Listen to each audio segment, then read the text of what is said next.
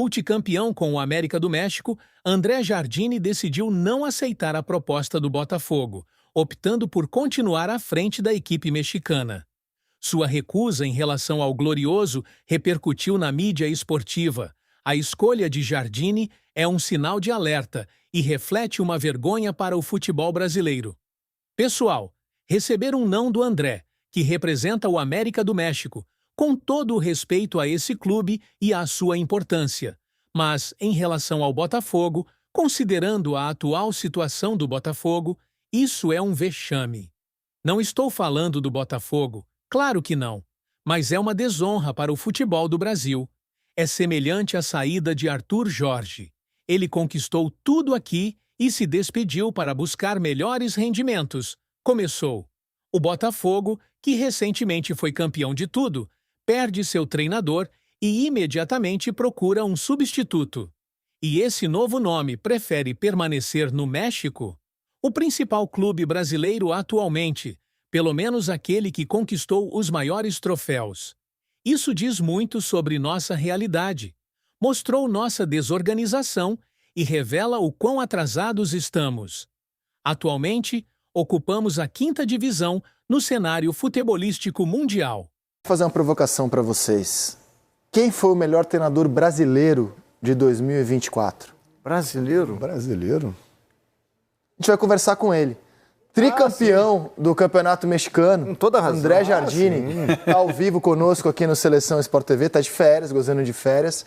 A gente entrevistou o Jardine quando ele havia sido bicampeão pelo América e agora ele é tricampeão. Aliás, só 2 treinadores na história do futebol mexicano venceram o Campeonato Nacional de forma consecutiva por 3 vezes. Então abre o programa, primeiro agradecendo ao Jardine por mais uma vez estar ao vivo aqui conosco e conversar agora com o tricampeão mexicano André Jardine. Seja muito bem-vindo. Você fala de onde, Jardine? Conta pra gente, tá gozando de férias aonde? Bem-vindo ao Seleção Sport TV. Tudo bom, Rizek? Um abraço a todos aí. Estou em Florianópolis aqui, curtindo um pouquinho na casa do meu sogro, descansando. Foi bastante cansativa a temporada, mas como tu falaste aí, foi uma temporada inesquecível pra gente. É uma conquista inédita aí, uma conquista que deu muita força para a gente no México, dentro do América, para dar continuidade. Enfim, vivemos aí um semestre difícil pelas lesões, por toda a história da competição, mas que terminou com chave de ouro e podendo dar continuidade a essa história bonita que a gente está escrevendo lá no México. Jardine, vamos voltar no tempo. Nem todo mundo que assiste ao programa acompanha o futebol mexicano. Aliás, é um campeonato que tem pouca visibilidade aqui no Brasil. A gente está mostrando imagens do título, né? Do jogo decisivo contra o Monterrey, fora de casa, 1-1, depois de ter vencido em casa por 2-1, e o América foi tricampeão. Volto a falar sobre isso, só um treinador havia vencido o Campeonato Mexicano 3 vezes consecutivas antes de você. O Jardine é um treinador campeão olímpico, mas que no futebol brasileiro teve uma passagem curta no São Paulo, né? Eu queria que o Jardine voltasse no tempo e explicasse para a nossa enorme audiência que ligou a televisão agora, como é que o Jardine foi parar no futebol mexicano, como é que ele chegou e como ele se vê hoje no futebol mexicano já estabelecido. Como é que foi o desafio, vou trabalhar no México. E passado tantos anos vitoriosos, como ele se vê hoje no futebol mexicano. Como é que foi o começo desse sonho, hein, Jardine? Que eu acho que a gente pode chamar assim de sonho. Você ir trabalhar numa liga forte e hoje ser tão reconhecido por lá como você é. Então, Rezek, foi o processo de saída da base profissional é sempre muito difícil para o treinador, né? É sempre um processo que muitos não conseguem fazer, né? Muitos ficam na base por muito tempo e acabam não dando esse passo. E no São Paulo eu vivi esse processo de uma forma rápida, pelo sucesso que a gente conseguiu ter ali nas categorias de base, no Sub-20. Aí fiquei 1 ano como assistente no profissional, até que o Leco, presidente na época, me dá a chance de ser treinador da equipe principal, mas acabou sendo um período muito rápido, né? Então não conseguimos resultados de forma imediata. E aí ficamos naquele período de não saber exatamente o que faríamos. O São Paulo não me demitiu na época, queria que eu assumisse algum outro tipo de função dentro para a seleção sub-20 brasileira, né? Então eu enxerguei como uma excelente oportunidade porque conhecia muito ainda a geração, né, de jogadores sub-20, achava que poderia fazer um grande trabalho, tinha o sonho daqui a pouco de ser campeão mundial sub-20, que é um título que faz tempo também que o Brasil não conquista.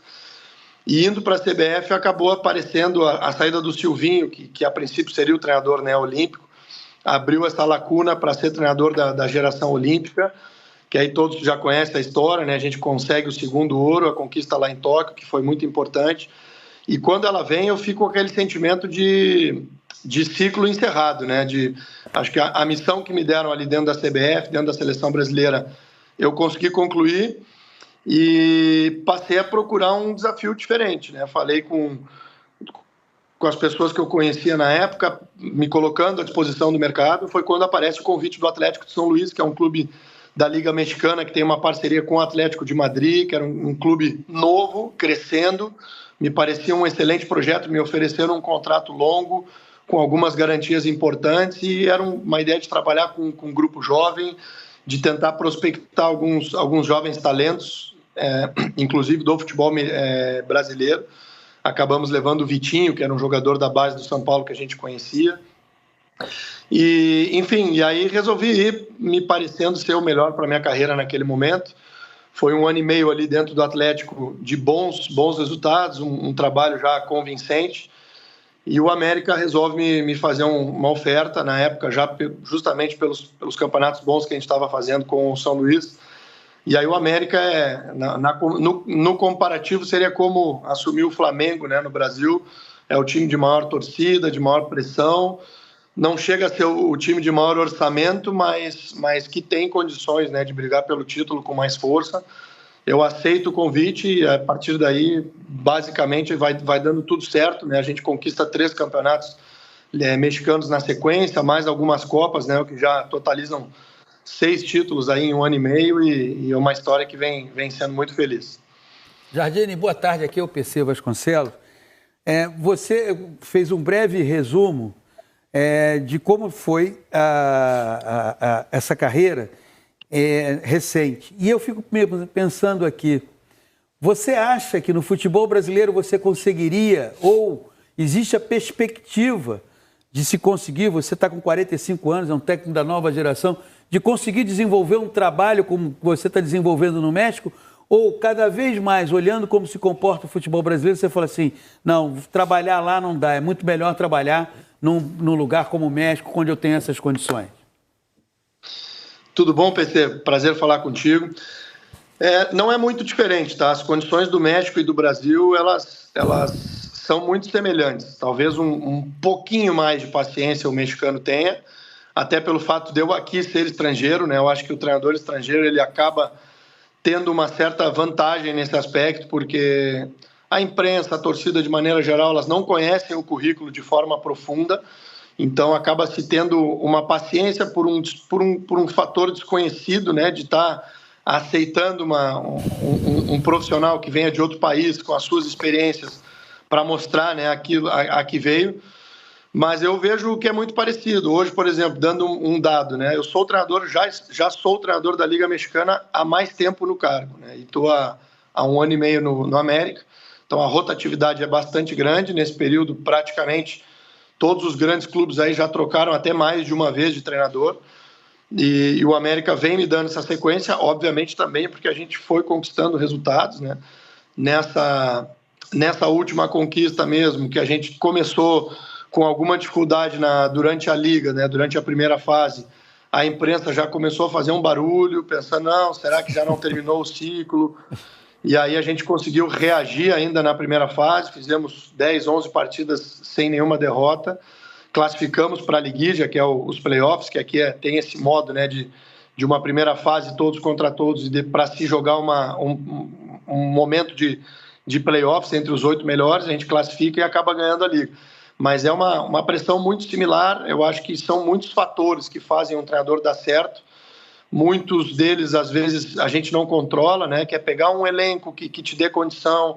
Às vezes é a sequência na tabela, se tu pega a equipe dentro de um campeonato já em andamento. Se tu pegar uma sequência muito complicada, dificilmente tu consegue ter êxito, né? E depois que tu consegue um primeiro bom início ou uma conquista, a verdade é que tudo fica um pouquinho mais fácil, porque tu ganha credibilidade, tu ganha o tempo, né, que todo treinador quer ter. E aí acho que aí sim passa a depender muito mais da nossa competência, assim, de realmente ir moldando o elenco do jeito que a gente quer e fazendo o time jogar da nossa forma. E o mais difícil e o desafio que para mim é muito semelhante em qualquer país é o início, onde a gente tem que provar a competência com muito pouco tempo para se fazer e contando muitas vezes um pouquinho de sorte no processo. Acho que o Jardine, é o Ledes falando, é um desafio muito grande para o Jardine, né? Porque ele não só trabalha no México... com o Carille na cabeça. Não, a gente estava falando do Carille agora, cara. Então, é um desafio muito grande, porque ele trabalha num futebol muito parecido com o Brasil, com o brasileiro. A imprensa é tão guerreira e corneta como a nossa, no bom sentido. A imprensa mexicana não é fácil, não é fácil. Com a seleção, inclusive, não é fácil. Eles cobram a seleção da mesma forma que a gente cobra a nossa, só que eles não têm os mesmos talentos que a gente tem. E ele, como ele já disse, ele é vencedor no clube mais popular do país, mais vencedor do país, e talvez seja o clube mais poderoso da América Central, América do Norte Central, que é o América, que pode hoje não ser tão rico quanto o Tigres, o Pachuca, mas tem muita força. E você é campeão, Jardine. Você é campeão, o time jogando bem. Só que você não conseguiu ganhar Champions, né? Aí que eu vou chegar lá. Essa eliminação da Champions para o Pachuca na semifinal, que acabou não levando o América para o Super Mundial, te deu dor de cabeça aí? Faz esse contraponto com as vitórias? Tudo bom, Lédio? É um prazer também falar contigo. Foi um momento duro, porque o clube criou uma expectativa. A gente já era campeão, né? A gente ganhou o primeiro título. E no segundo semestre aqui no América, a gente jogou as duas competições concomitantes, a Liga Mexicana e a Conca Champions. A Conca Champions ela é muito rápida aqui, né? Tu já entra na fase de oitavas de final, tu normalmente cruza com... tu já cruza direto com os times da Major League, que cresceram muito. Eu acho que o brasileiro não deve ter essa noção do hoje o crescimento que a Major League, né? A Liga Americana tem. Os clubes têm uma estrutura hoje, a maioria dos clubes, né, uma estrutura de clube europeu a nível de centro de treinamento, é uma liga muito organizada, já estão contratando muito melhor, né, jogadores muito mais jovens e com potencial muitas vezes até de revenda. Antes eu acho que a Major League contratava jogadores já veteranos, jogadores em fim de carreira. Então a gente cruza com esses clubes e a gente vinha numa campanha boa e cruza com o Pachuca, que é um rival ferrenho aqui do América, que vinha de uma competição muito boa, tem um time muito bom. Então essa campanha deles no Mundial não nos surpreende em nada. Tem um time já aprovado, um treinador que estava há muito tempo, era o treinador mais antigo na Liga Mexicana, o Almada, junto com o Pachuca, com uma ideia de jogo muito estabelecida, muito agressivos, né? Oi? Não, pode seguir. Então a gente cruza com o Pachuca e decide em Pachuca, que foi um pouco, eu acho que talvez foi o ponto mais determinante. O fato, eles são muito fortes quando jogam em casa, é um campo muito particular ali, um campo pesado, tem a questão da altitude. Então a gente acaba empatando o primeiro jogo e vai para a decisão em Pachuca. Um jogo onde também tivemos uma lesão muito cedo do nosso melhor zagueiro, que é o Cáceres, uruguaio. E tomamos 2 gols em 10 minutos e passou a ser um jogo daqueles dramáticos. A gente faz 2-1, praticamente perde 2, 3 chances muito boas de empatar o jogo e perde 2-1. Então fica assim essa dor, né? A torcida americanista ela está muito ilusionada com esse time, ela quer ver o time transcender um pouco a fronteira. O fato da gente não jogar mais na Libertadores, acho que custa um pouco, é ruim para o futebol mexicano, porque acaba tendo muito menos visibilidade, né, para o futebol mexicano, como tinha antes, quando se jogava Libertadores. Mas agora, esse semestre, a gente vai tentar de novo, é um time forte, a gente está embalado, tem chance, e vamos ver se a gente consegue colocar o América no próximo Mundial. Rejec, só dar professor, tudo bem? Ramon falando, não é uma pergunta, só parabenizar. Ele começou lá no Sul, Grande assim Ramon. como eu também, pela trajetória, por tudo que você tem conquistado, você merece, você é um baita profissional. baita pessoa, sabe disso que eu tô falando, do fundo do coração, sabe muito de bola e seu principal parabéns, tá, professor? Deve ter dado trabalho ao Jardine. Não, hoje é pior que não. Posso fazer mais... Eu queria só pegar o gancho do Pachuca, porque da última vez que a gente conversou com o André Jardine, se a minha memória não me trai, ele comentou que, na média, o campeonato mexicano tem um nível, um degrau abaixo, mas que os melhores times do futebol mexicano são equivalentes aos melhores do Brasil. Exato. E eu sempre usei esse argumento do André Jardine para projetar dificuldades do Botafogo no Mundial de Clubes. Não é a primeira vez que um time da CONCACAF elimina um campeão da Libertadores. O Tigres já havia eliminado o Palmeiras do Abel. 2020. E agora o Pachuca elimina o Botafogo. Eu sei que o Botafogo viajou em condições muito ruins, jogou domingo contra o São Paulo, fez o 5º jogo em 16 dias, cada um numa cidade diferente. Chegou lá fisicamente estraçalhado, teve que escalar um time misto, e para mim isso explica os 3-0. Mas eu já esperava um jogo difícil, dado o comentário que o Jardine havia feito de semelhança de nível. E é o que tem mostrado o Mundial. Os times brasileiros estão muito próximos, os melhores times brasileiros, dos melhores times da CONCACAF, dos melhores times da Ásia. O River do Marcelo Gallardo caiu para um time dos Emirados Árabes numa semifinal. O Flamengo com Gabigol, Arrascaeta, Everton Ribeiro... Pedro caiu para um time da Arábia Saudita. O Mundial tem nos ensinado isso. Então o Jardine falou que não fica surpreso com a campanha do Pachuca, e eu quero uma análise dele, se ele viu o jogo com o Botafogo. Queria ouvir mais desse Pachuca e Botafogo, como é que ele viu, e se ele acha que um dia a gente aqui das Américas, até projetando a próxima Copa do Mundo, vai ter condição de competir com essas seleções mundiais, que são Real Madrid, Liverpool, já que ano que vem temos a Copa do Mundo de clubes. Rizek, eu assisti o jogo, né? Eu até tinha conversado eu tenho alguns amigos que hoje trabalham no Botafogo, pessoal, sobretudo o pessoal do Scouting ali, que tem feito um grande trabalho nessa captação, né? O Botafogo tem dado algumas cartadas importantes.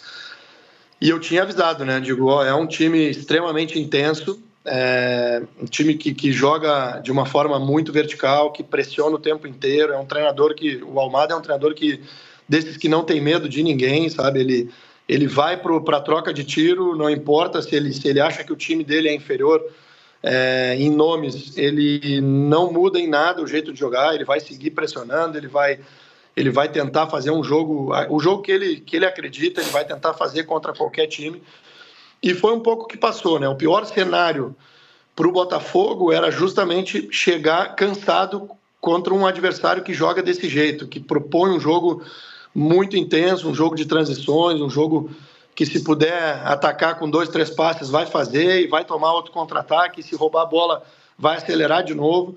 Então, não é nada fácil, né, jogar com o Pachuca, e um pouco que prova isso que tu comentou da paridade da Liga. O Pachuca foi 17º, né, nessa última competição, fez um torneio bem abaixo do que costuma fazer. Eu diria que teriam hoje 5, 6 times bastante superiores ao Pachuca para estar nesse Mundial aí, que seria com certeza mais difícil para o Botafogo e, enfim, para todas as equipes que enfrentaram. Não sei se o Pachuca hoje né, é o melhor representante do futebol mexicano, mas, enfim, ganhou a Conca Champions, então tem que ser respeitado. Mas era um jogo para um time nas condições do Botafogo, viajando, cansado de 2 finais. Realmente ficou para mim uma missão impossível enfrentá-lo. Seria muito difícil o Botafogo conseguir um resultado diferente, talvez uma derrota mais justa, mas vencer era muito difícil. E o futebol mexicano, sem dúvida, que está muito parecido com o futebol brasileiro. Hoje, América, Toluca tem um time muito forte, né? O Toluca acaba de comprar o Luan do Palmeiras e o Elinho do Bragantino. É um time que eu considero um dos melhores aqui do México. Mais Tigres, mais Monterrey, mais o Chivas, mais o América. Eu acho que compõe aí 5, 6 times que jogariam o Campeonato Brasileiro e brigariam ali na parte de cima com toda certeza. Jardine, você vê espaço para técnicos da nova geração no futebol brasileiro, ou você acha que cada vez mais o futebol brasileiro quer importar treinadores? Eu acho esse movimento muito natural. Eu acho que é uma lei da oferta e da procura. Internacionalizou um pouco. A gente vive o mesmo processo aqui no México. São pouquíssimos treinadores mexicanos na Liga Mexicana. Então eu não posso me queixar como brasileiro dessa invasão que hoje acontece no futebol brasileiro, porque eu sou um invasor aqui da Liga Mexicana e me sinto muito bem recebido, né, pelo país, pela torcida, pelo clube. Eu acho que o que tem que acontecer é o treinador brasileiro, de certa forma, ele tem que abrir também as fronteiras, ele tem que fazer isso que eu fiz, que outros treinadores, já o Carille, o Zé Ricardo, hoje o Gustavo Leal está indo para o Chile. Enfim, tem alguns treinadores tentando abrir mercado para nós, que eu acho que é o que o treinador argentino e o treinador português, para dar esses dois exemplos, que talvez sejam os treinadores que estão proliferando aí por tudo que é liga, eles fazem, né? Então, um treinador argentino hoje que ganha o clausura argentino, provavelmente no outro semestre ele já sai da Liga Argentina, já vai buscar uma outra liga, e isso no Brasil a gente está pagando um preço hoje dos grandes treinadores brasileiros de uma década atrás não terem usado as suas conquistas para justamente ir saindo do Brasil e abrindo mercado para a gente, seja a Liga Portuguesa, a Liga Espanhola. Tentamos, né, um par de vezes tanto com o Luxemburgo como com o Filipão, mas saltos muito grandes, né? Real Madrid, Chelsea, a gente pode colocar aí na primeira prateleira. Acho que o treinador brasileiro ele deveria também mirar um pouquinho abaixo disso, né? Para ir justamente a roda tem que girar, né? Acho que o que aconteceu foi que os treinadores mais experientes e mais vencedores brasileiros demoraram muito tempo para sair, ficaram o tempo todo no futebol brasileiro. Hoje eles envelheceram, né? Muitos já não estão mais trabalhando e não deu espaço para ir abrindo o mercado para os próprios brasileiros irem surgindo os novos treinadores também, tendo a oportunidade de conquistar títulos importantes, que é o que hoje acontece na Liga Argentina, né? Qualquer treinador argentino que ganha um título, ele já está treinando o São Paulo, ele já está treinando o Corinthians, ele pega o Inter, ele pega o Grêmio, e isso já surge nisso na Liga Mexicana, já começa a surgir outros nomes. Aí quando um deles não dá certo no Brasil, já vai atrás do que ganhou o último campeonato na Argentina também, quando vê já tem outro treinador argentino. Então é uma fábrica de ir produzindo nomes que no Brasil acabou não acontecendo, e eu acho que esse é um processo e um preço que a gente está pagando um pouco caro, eu digo nós, os treinadores brasileiros, de não termos expandido o nosso mercado, de não termos saído, de sempre um pouco a comodidade de ficar no Brasil porque se paga bem, porque é gostoso viver no país que a gente nasceu, mas essa conquista de mercado ela é feita de grão em grão, de profissional em profissional que vai saindo e vai elevando o nome do treinador brasileiro em outras ligas e também dando espaço para que surjam outros aí na Liga Brasileira. Deveria ser um pouco a nossa forma de pensar, mas não vem sendo assim. Jardine, para fechar com você, uma última pergunta. O México anunciou foi em julho, né, o Javier Aguirre, junto com o Rafa Márquez, né, para assumir a seleção. Seu nome era muito falado antes do Aguirre assumir como um possível treinador da seleção do país. Quero te perguntar sobre o futuro. Quais são os seus planos para o futuro? Onde você se imagina em 25, em 26, para a gente fechar a entrevista? Então, Isaac, o meu grande objetivo aqui no México era chegar num clube grande, num clube que me desse condições de brigar pelo título, né? Acabou acontecendo muito rápido, eu imaginava demorar um pouquinho mais esse objetivo. Hoje sigo muito feliz no América, tudo aquilo que o treinador quer, que é esse tempo maior para a gente poder moldar o elenco à nossa forma, para poder talvez criar um ciclo vitorioso similar ao que o Abel conseguiu fazer aí no Palmeiras. Enfim, alguns outros treinadores conseguiram, Filipão no Grêmio há um tempo mais atrás, o próprio Jorge Jesus no Flamengo de uma forma mais rápida, mas é tão difícil a gente conquistar esse tempo para fazer a coisa acontecer um pouco mais do nosso jeito, que eu quero me dar o direito de desfrutar um pouquinho disso tudo que a gente conquistou aqui e tentar fazer um período vitorioso, não só um ano e meio como atualmente mas vamos ver se a gente consegue perdurar um pouco mais tempo aí esse ciclo vitorioso. Eu ainda tenho 2 anos e meio de contrato com a América, me vejo cumprindo eles, porque o clube hoje me atende 100% naquilo que eu quero, em todos os fatores, né? Sobretudo condições, né, da gente seguir brigando por títulos. E aí, encerrando esse ciclo aqui, o futebol a gente não consegue criar muitos planos, né, para um futuro muito longe, mas sem dúvida são vários sonhos que eu tenho, né? Um deles é ainda trabalhar em uma outra liga fora do país. Eu tenho um sonho de trabalhar na Liga Espanhola. Acho que agora, falando o espanhol aqui mexicano, ele já passa. O espanhol já não é mais um empecilho para a gente poder ir para alguma liga, né, que fale o idioma do espanhol. Pretendo também aprender o inglês ou melhorar o inglês para que me permita trabalhar em alguma liga diferente que fale o idioma inglês, mas uma liga talvez até maior aí que a Liga Mexicana. A Major League é uma liga que me parece ser muito atraente, hoje pelo nível dos clubes, pelo nível também de morar nos Estados Unidos, né, todas as condições que os Estados Unidos dão para os profissionais. E talvez num futuro um pouquinho mais longe também fazer um trabalho significativo no Brasil. A gente fica com esse gostinho, com essa pontinha de frustração de ainda não ter todo o reconhecimento que eu gostaria de ter dentro do meu país, apesar de ter conquistado uma medalha de ouro que parece fácil, mas não é. Ao longo dos anos aí o Brasil demorou muito para conquistar e foi conquistar a primeira com circunstâncias todas favoráveis, né, de ser jogado dentro do Brasil, com todo um apelo. E a nossa medalha ali, ela foi à base de muito trabalho, inclusive tendo que conquistar uma vaga numa competição que é muito difícil, que dá 2 vagas só, tanto que o Brasil acabou não indo para essas Olimpíadas, porque não é fácil. Mas eu pretendo aí ainda fazer um trabalho significativo em algum clube brasileiro e não pretendo ter uma carreira tão longa, não. Pretendo me aposentar um pouquinho mais cedo do que essa turma aí que foi até os 70 trabalhando, porque o futebol ele te exige muito, desgasta muito, e eu pretendo ser um profissional que não desses que passa de clube em clube ou que passa 3, 4 clubes em um mesmo ano. Não é um pouco a ideia que eu tenho. Eu acho que o profissional ele precisa fazer trabalhos um pouquinho mais duradouros e entre um trabalho e outro ter um período de descanso e de reciclagem. É como eu imagino a minha carreira, que está começando, mas é por aí que eu estou imaginando, e imagino que eu vou conseguir fazer alguns desses sonhos que eu te falei. A seleção de hoje conversou com o tricampeão do México, tido como o maior treinador da história do América, vencedor de 6 títulos, ou mais vitorioso, com certeza ele já é. Queria agradecer ao Jardine pela gentileza de mais uma vez nos atender. Seleção pé quente, conversamos com ele quando foi bicampeão, agora quando foi tri, quando for tetra, espero que ele esteja aqui de novo. Vai ganhar muito ainda. Só uma coisa, quando você